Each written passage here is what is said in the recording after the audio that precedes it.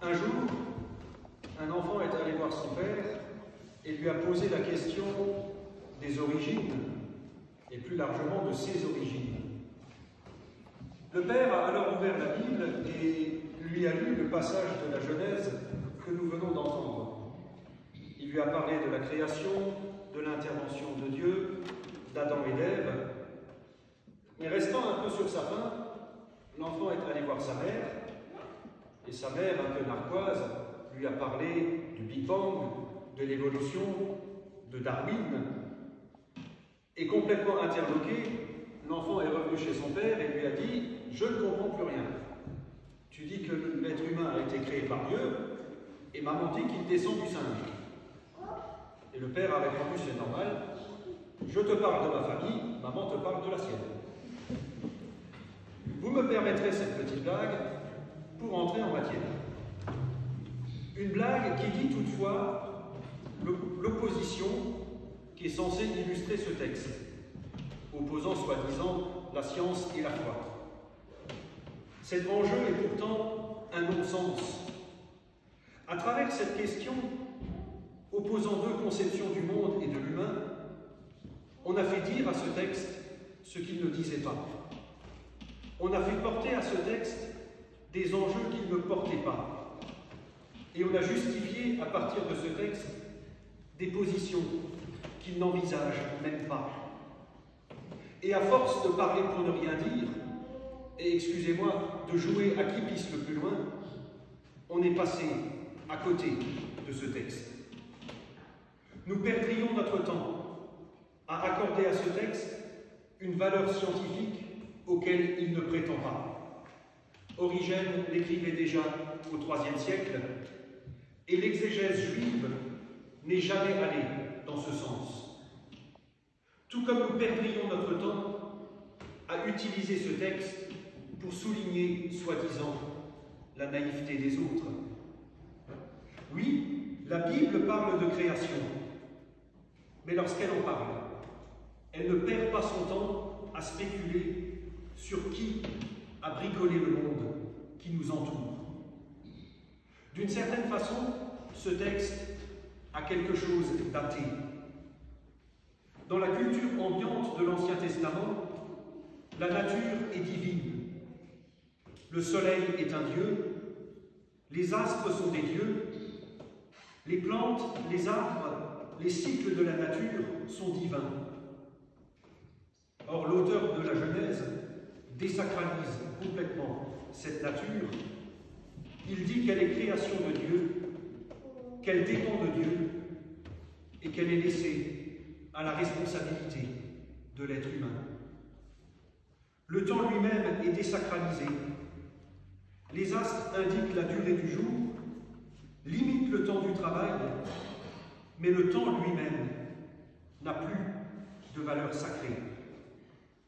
Un fait à méditer à l'heure même où nous courons après le temps, où nos agendas débordent, où nous ne trouvons plus le temps d'avoir du temps, sous prétexte que, selon l'adage, le temps, c'est de l'argent.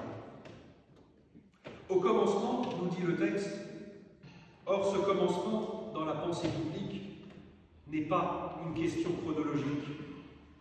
Il ne signifie pas le commencement des temps, mais il indique le temps où il se passe quelque chose et où les choses changent.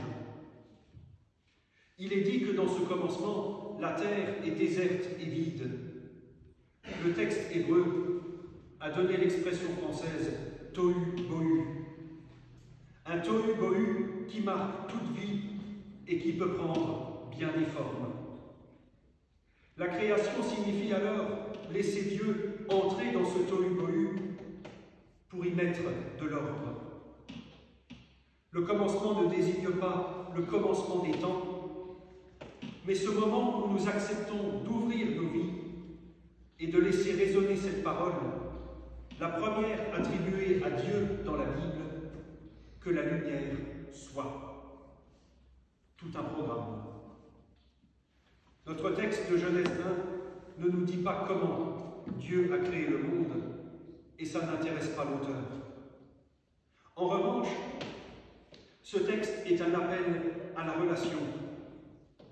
Il nous explique que dans nos vies, dans le tohu-bohu de nos existences, Dieu vient mettre de l'ordre et nous dire que la lumière soit.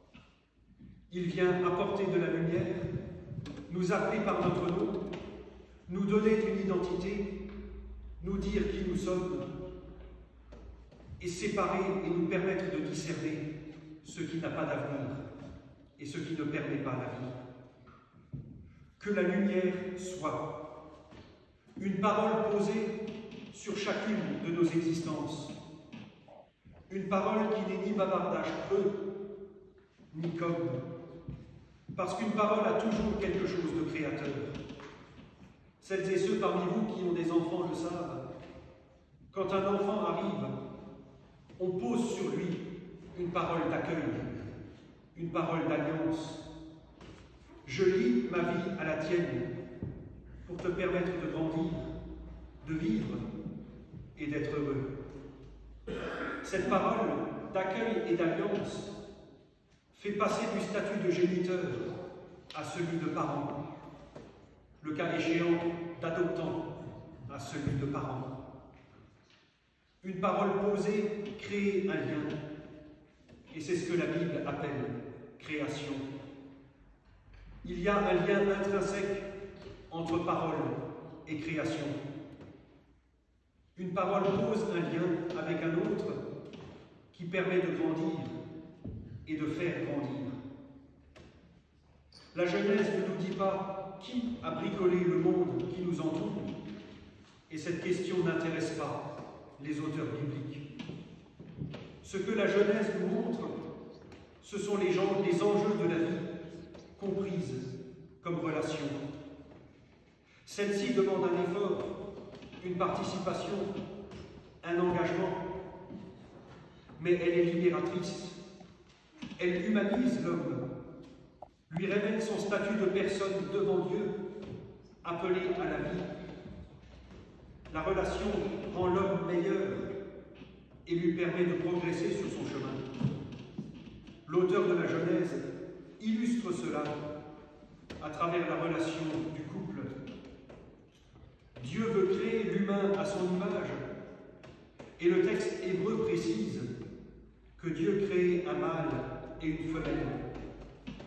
Ce n'est que lorsque le mâle et la femelle participent l'un à l'autre qu'ils deviennent humains, à l'image de Dieu. Et c'est au fond ce qu'il faut retenir de ce texte. Dans la relation à Dieu et aux autres, l'humain est pleinement lui-même. Il n'est pas le jouet ou le prisonnier de son tohu-bohu intérieur. Il n'est pas le jouet ou le prisonnier des caprices de la nature. Il n'est pas une machine ou une bête de somme. Il est appelé à vivre en relation et en relation gratuite. Il n'est pas l'esclave du travail, de l'économie, du temps ou de la rentabilité. Il vaut beaucoup plus que ça. La Genèse ne dit pas qui a bricolé le monde qui nous entoure et comment. Mais ce texte dit le projet de Dieu pour chacun de nous. Il est, dès sa naissance, au bénéfice de cette parole posée sur lui, que la lumière soit. Et c'est tout le sens de la création. Laisser cette lumière briller dans nos vies, devenir lumière à notre tour, pour ne pas laisser les ténèbres et le tohu-bohu de la peur, du repli sur soi et du morcellement de la société